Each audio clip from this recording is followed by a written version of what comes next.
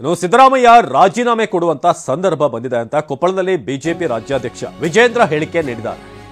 ಸಿದ್ದರಾಮಯ್ಯ ರಾಜೀನಾಮೆ ಕೊಡುವಂತ ಸಂದರ್ಭ ಬಂದಿದೆ. ಕೊಪ್ಪಳದಲ್ಲಿ ಬಿಜೆಪಿ ರಾಜ್ಯಾಧ್ಯಕ್ಷ ವಿಜೇಂದ್ರ ಹೇಳಿಕೆ. ಇದನ್ನ ಹೇಳಿದ್ರೆ ಭವಿಷ್ಯ ನುಡಿಯುತ್ತಾರಾ ಅಂತ ಕೇಳ್ತಾರೆ. ಆದ್ರೆ ನಮಗೆ ಸಿದ್ದರಾಮಯ್ಯ ಮೇಲೆ ಯಾವುದೇ ದ್ವೇಷ ಇಲ್ಲ.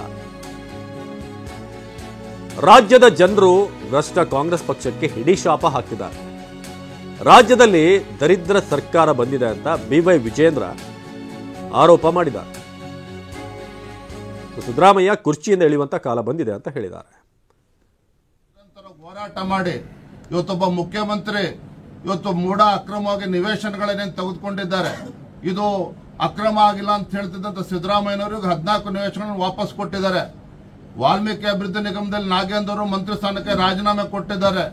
ಇವೆಲ್ಲದಕ್ಕ ಪರಿಣಾಮ ಏನು ಅಂತ ನಮ್ಮ ಭಾರತೀಯ ಜನತಾ ಪಾರ್ಟಿ ನಮ್ಮ ಕಾರ್ಯಕರ್ತರು ನಿರಂತರ ನಾವು ಹೋರಾಟ ಮಾಡ್ತಾ ಇದ್ದೇವೆ ರಾಜ್ಯದಂತ. ಇದರ ಪರಿಣಾಮ ಇವತ್ತು ರಾಜ್ಯದ ಮುಖ್ಯಮಂತ್ರಿ ತುದಿಗಾಲಲ್ಲಿ ನಿಲ್ಲಿಸ್ತಕ್ಕಂಥ ಕೆಲಸ ನಾವು ಮಾಡಿದ್ದೇವೆ. ಒಂದು ರೋಚಕ ಘಟ್ಟ ರಾಜ್ಯದ ರಾಜಕೀಯ ಬಂದು ತಲುಪಿದೆ.